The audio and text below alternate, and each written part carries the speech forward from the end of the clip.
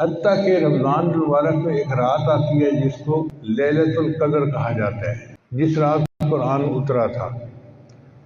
اس رات میں انسانوں کے گناہ ویسے ہی معاف کر دیے جاتے ہیں۔ حدیث مبارکہ میں آتا ہے کہ ایک ایسی گھڑی ہوتی ہے اس رات میں کہ اس گھڑی میں جو دعا مانگی جائے قبول ہوتی ہے۔ اب وہ گھڑی کب ہوتی ہے ہمیں کیا پتا۔ حق تو یہ تھا کہ ہم 365 راتوں میں اس کو ڈھونڈتے، مگر اللہ نے کام آسان کر دیا۔ نبی اسلام نے بتایا کہ وہ رمضان مبارک کے اندر ہوتی ہے۔ اس کا مطلب یہ ہے کہ 365 راتیں جاگنے کی ضرورت نہیں، 30 راتیں جاگنے کی ضرورت ہے۔ پھر بندہ سوچتا ہے کہ 30 راتیں جاگنا تو بڑا مشکل کام ہے، تو نبی اسلام نے کام اور آسان کر دیا، فرمایا کہ تم رمضان مبارک کے آخری عشرے میں لیلۃ القدر کو تلاش کرو۔ تو 20 راتیں اور نکل گئیں، باقی 10 راتیں رہ گئیں۔ پھر بندہ سوچتا ہے کہ 10 راتیں جاگنا بھی بڑا مشکل کام ہے، تو نبی اسلام نے کام کو اور آسان کر دیا، فرمایا آخری عشرے کی جو طاق راتیں ہیں ان میں اسے ڈھونڈو۔ 21، 23، 25، 27، 29، 5 راتیں بنتی ہیں۔ یوں سمجھیں کہ 365 میں سے 5 راتیں ہیں جن میں ہمیں لیلۃ القدر تلاش کرنی پڑے گی۔ اب بندہ سوچتا ہے کہ رات کو تو ہم تلاش کریں، لیکن پوری رات جاگنا تو بڑا مشکل ہے، ہم تو کمزور لوگ ہیں، نہیں جاگ سکتے۔ اللہ تعالیٰ نے کام کو اور آسان کر دیا۔ اللہ نے یہ تو نہیں بتلایا کہ وہ رات کی برکتیں شروع کب ہوتی ہیں، مغرب کے وقت شروع ہوتی ہیں، عشاء کے وقت، آدھی رات کے وقت، کتنے بجے۔ ایک بات بتا دی، فرمایا کہ وہ رات کو جب بھی خاص برکتیں نازل ہوتی ہیں، تنزل الملائکۃ والروح فیہا بإذن ربہم من کل امر سلام سلام ہی حتی مطلع الفجر۔ یہ برکتیں مطلع فجر تک رہتی ہیں، یعنی جب روزے کا وقت ختم ہوتا ہے نا اس وقت تک رہتی ہیں۔ اس کا مطلب یہ ہوا کہ لیلۃ القدر کی برکتیں رات کے جس وقت میں بھی شروع ہوں، جب وہ شروع ہوں گی تو پھر روزہ کا وقت شروع ہونے کا جو ہے نا، سحری کا وقت، وہاں تک رہے۔ اس کا آسان طریقہ یہ ہے کہ ہم سحری کو 1 گھنٹہ پہلے کر لیں، وقت ختم ہونے سے پہلے، اور آدھا گھنٹہ جو ہے آخر کا بچا لیں۔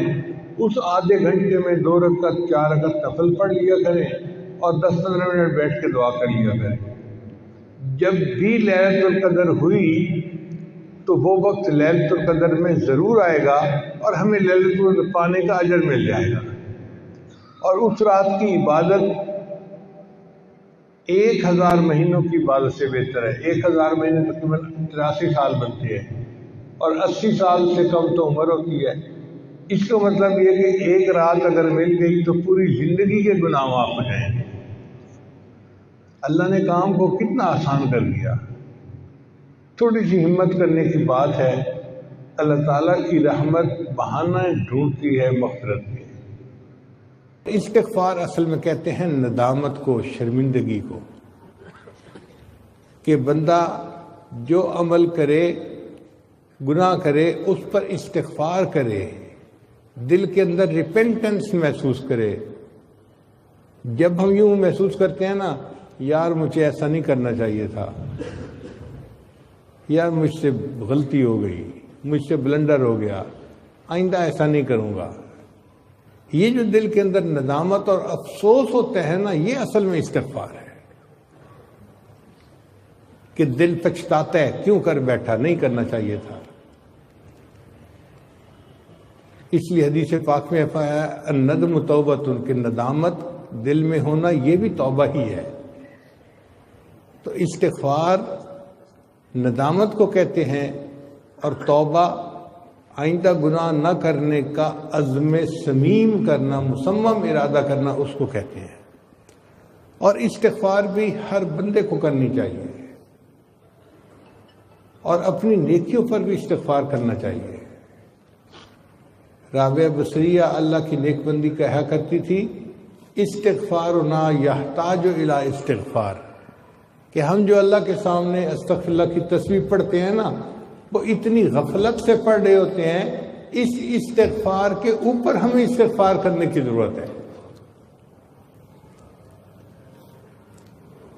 اس لیے شریعت نے نیکی کے بعد استغفار کرنے کا حکم دیا۔ آپ دیکھیے ایک بندہ وضو کرتا ہے، وہ نیک کام کرتا ہے، اعضاء کے گناہ دھل جاتے ہیں، حدیث پاک میں آتا ہے چہرے کے گناہ دھل جاتے ہیں، ہاتھ پاؤں کے گناہ دھل جاتے ہیں، لیکن وضو کرنے کے بعد جو دعا منگوائی گئی اس دعا میں ہے استغفرک و اتوب الیک۔ پھر نماز پڑھنا ایک عبادت ہے، نماز کے بعد بھی استغفار سکھایا گیا۔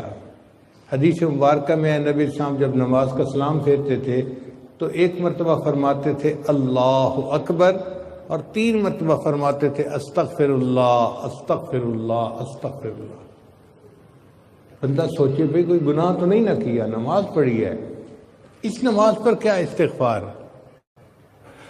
علماء نے لکھا کہ اصل مقصد یہ تھا نبی علیہ السلام کا کہ اے اللہ جو میں نے نماز پڑھی ہے میں نے آپ کی عبادت کا حق ادا نہیں کیا، اللہ اکبر، اللہ آپ اس سے بھی زیادہ بلند ہیں، اس سے بھی زیادہ اونچی شان والے ہیں۔ اور 3 مرتبہ جو نبی علیہ السلام نے استغفار فرمایا اس کا مطلب یہ تھا اللہ جو مجھ سے نماز میں غفلت ہوئی، کوتاہی ہوئی، اس کو پلیز معاف کر کے میری نماز کو قبول کر لیجئے، قبول کر لیجئے، قبول کر لیجئے۔ یعنی استغفر اللہ کا مطلب یہ ہوا پلیز پلیز پلیز، اللہ جیسی کیسی نماز پڑھی ہے بس اب آپ اس کو قبول فرما لیجئے۔ بندہ اپنے اللہ سے یہ فریاد کر رہا ہوتا ہے۔ حتیٰ کہ ایک آدمی تہجد کی نماز پڑھتا ہے، تہجد کی نماز کتنی بڑی عبادت ہے، اس کے بعد بھی استغفار۔ اللہ تعالیٰ فرماتے ہیں کانوا قلیلا من اللیل ما یہجعون وبالاسحار ہم یستغفرون، کہ وہ میرے بندے جو راتوں کو عبادت کرتے تھے سحری کے وقت وہ بھی استغفار کیا کرتے تھے۔ ساری رات عبادت کے بعد بھی استغفار کرنا۔ حج کتنا بڑا عمل ہے کہ ایک آدمی اگر حج مبرور کر لے تو رجع کیوم ولدت امہ، حدیث مبارکہ میں ہے وہ اس طرح گناہوں سے پاک ہو کے واپس لوٹتا ہے جیسے اس کے گناہوں سے پاک تھا جب اس کی ماں نے اس کو جنم دیا تھا۔ اتنا عظیم عمل، اور حج کے بعد بھی استغفار سکھایا گیا۔ چنانچہ اللہ تعالیٰ فرماتے ہیں کہ جب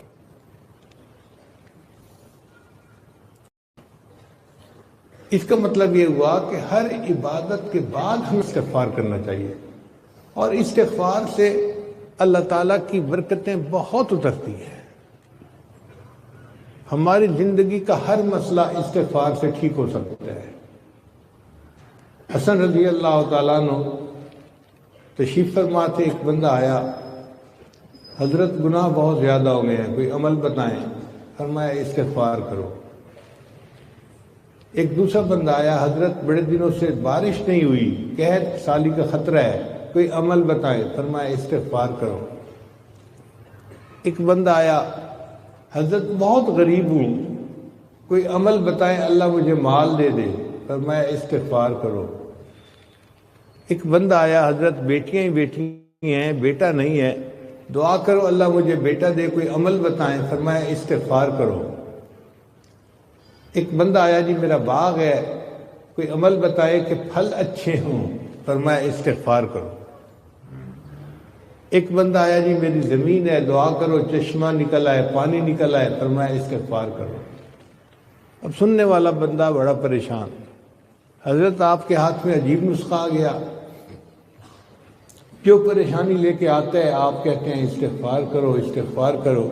تو حسن رضی اللہ عنہ نے جواب دیا کہ بھائی میں نے اپنی طرف سے کچھ نہیں بتایا، یہ علاج تو اللہ نے قرآن مجید میں بتایا ہے، استغفروا ربکم انہ کان غفارا۔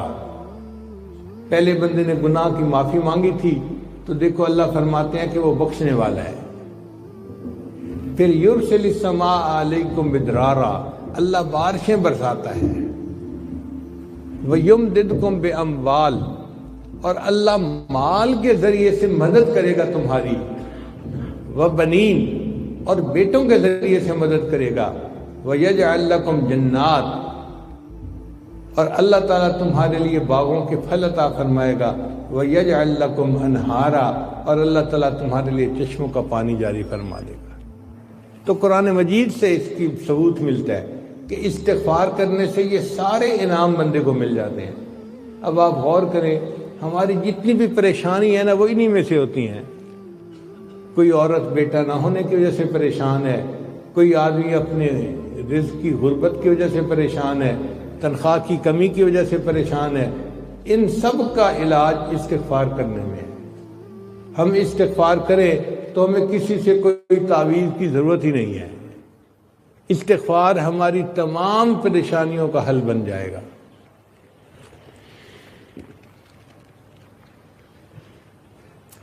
استغفار کا ایک فائدہ یہ بھی ہے کہ بندہ مستجاب الدعوات بن جاتا ہے۔ چنانچہ امام احمد بن حنبل رحمۃ اللہ علیہ کا مشہور واقعہ ہے، ایک مرتبہ انہیں قریبی بستی میں جانا تھا، تو امام صاحب نے سوچا کسی کو خادم کے طور پہ کیا لے کے جانا، میں اکیلا چلا جاتا ہوں اور کام کر کے آ جاتا ہوں۔ آپ نے اپنی چھوٹی سی گٹری اٹھائی اور سفر پہ روانہ ہو گئے۔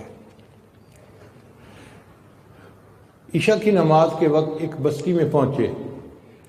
امام صاحب کا خیال تھا کہ میں عشاء کی نماز اس مسجد میں پڑھوں گا اور رات مسجد میں گزار لوں گا، صبح بقیہ سفر کر لوں گا۔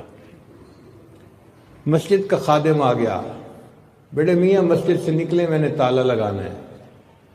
کچھ مسجدیں ایسی ہوتی ہیں نا کہ ان کو تالا لگا دیا جاتا ہے تاکہ نشہ کرنے والے اور چور اچکے قسم کے لوگ مسجد کی چیزیں اٹھا کے نہ لے جائیں۔ وہ بھی اسی طرح کی مسجد تھی جہاں تالا لگتا تھا روز۔ اب امام صاحب حیران کہ میں نے تو سوچا تھا میں مسجد میں رات گزار لوں گا، اور خادم کہتا ہے کہ جاؤ یہاں سے، تو سوچ رہے ہیں بیٹھے ہوئے۔ جب امام صاحب تھوڑا سوچ میں پڑے نا تو خادم غصے میں آ گیا، بڑے میاں میری بات سمجھ نہیں آ رہی، آپ نکلیں یہاں سے ورنہ میں آپ کا سامان اٹھا کے باہر پھینک دوں گا اور آپ کو دھکے دے کے نکال دوں گا۔ امام صاحب بڑے پریشان، یا اللہ آپ مجھ سے خفا ہو گئے کہ آپ اپنے گھر میں مجھے رات قیام ہی نہیں کرنے دے رہے، یہ بندہ مجھ سے اتنا ترشروئی سے بات کر رہا ہے۔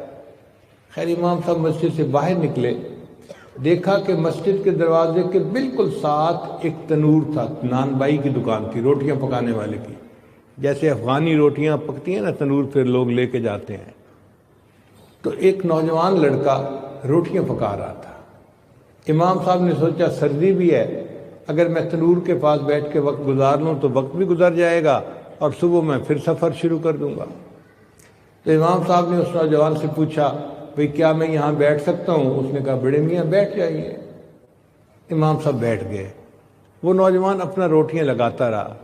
امام صاحب نے ایک عجیب بات دیکھی، وہ جب آٹے کا پیڑا بناتا نا تو استغفر اللہ پڑھتا، پھر روٹی اس کی بناتا تو استغفر اللہ پڑھتا، پھر وہ روٹی تنور کے اندر لگاتا تو استغفر اللہ پڑھتا، پھر جب روٹی پکتی اور وہ تنور سے نکالتا تو استغفر اللہ پڑھتا۔ ہر سٹیپ پہ وہ استغفر اللہ پڑھتا ہی جا رہا تھا۔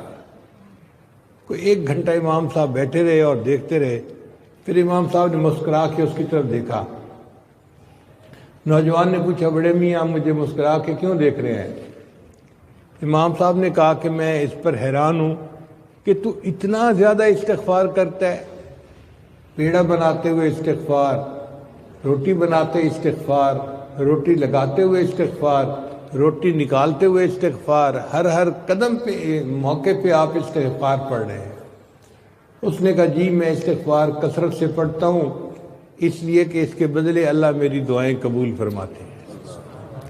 تو امام صاحب نے اس سے پھر تصدیق کی کہ کیا تیری سب دعائیں قبول ہوتی ہیں؟ تو نوجوان سوچ کر کہنے لگا کہ میں نے زندگی میں جتنی دعائیں مانگی ہیں میری سب دعائیں قبول ہوئی ہیں سوائے ایک دعا کے، اس دعا کی قبولیت کا میں انتظار کر رہا ہوں۔ امام صاحب نے پوچھا کون سی دعا؟ کہنے لگا کہ میں نے لوگوں سے سنا ہے کہ امام احمد بن حنبل بڑے محدث ہیں، بڑے فقیہ ہیں، بڑے بزرگ آدمی ہیں، میں یہاں سے چھٹی کر کے جا نہیں سکتا کہ ان کی زیارت کروں، تو میں نے اللہ سے دعا مانگی تھی، اللہ امام احمد بن حنبل سے میری ملاقات کروا دینا۔ اس دعا کی قبولیت کا میں انتظار کر رہا ہوں، باقی دعائیں میری سب قبول ہو گئی۔ امام صاحب آگے بڑھے، اس نوجوان کو گلے لگا لیا، نوجوان مبارک ہو، اللہ نے تیری اس دعا کو قبول کر لیا، میرا نام احمد بن حنبل ہے۔ پھر امام صاحب کہنے لگے اب مجھے بات سمجھ میں آئی، اگر میں مسجد میں رات گزار کے چلا جاتا تو میری آپ سے ملاقات نہ ہوتی، اللہ نے آپ سے ملاقات کرنی تھی، آپ کی دعا کو قبول فرمانا تھا، اللہ نے مجھے مسجد سے نکلوا کے تمہارے پاس بٹھایا اور یوں مجھے آپ سے ملاقات کا موقع مل گیا۔ تو جو استغفار کثرت کے ساتھ کرتا ہے وہ مستجاب الدعوات بن جاتا ہے، اور ہم بھی کثرت سے کر سکتے ہیں۔ حدیث مبارکہ میں آتا ہے طوبیٰ لمن وجد فی صحیفتہ استغفارا کثیرا، قیامت کے دن جس بندے کو اپنے نامہ اعمال میں زیادہ استغفار لکھا ہوا ملے گا وہ بڑا خوش نصیب، اس کو مبارک ہو۔ اب ہم مدرسے جا رہے ہیں تو ہماری زبان پہ استغفار ہو سکتا ہے، جاتے ہوئے بھی پڑھتے جائیں، آتے ہوئے بھی پڑھتے جائیں، سینکڑوں نہیں ہزاروں کی تعداد میں ہم استغفار پڑھ سکتے ہیں۔ اگر ہم پڑھیں نا استغفر اللہ ربی من کل ذنب و اتوب الیہ، تو یہ پورا استغفار ہے۔ اور علماء نے لکھا ہے کہ جو یہ نہ پڑھ سکے وہ صرف اتنا پڑھے استغفر اللہ استغفر اللہ استغفر اللہ، تو یہ بھی استغفار مکمل ہے۔ عورتیں اپنا کھانا بناتے ہوئے استغفر اللہ ہزاروں دفعہ پڑھ سکتی ہیں، گھر کی صفائی کرتے ہوئے استغفر اللہ پڑھتی رہیں، گھر بھی صاف ہو جائے گا اور دل کی میل بھی صاف ہو جائے گی۔ تو ہمیں استغفار بہت کثرت کے ساتھ کرنا چاہیے، اور اس سے جو گھروں کی پریشانیاں سب ختم ہو جائے گی، استغفار کو کثرت کے ساتھ کرنے کی وجہ سے۔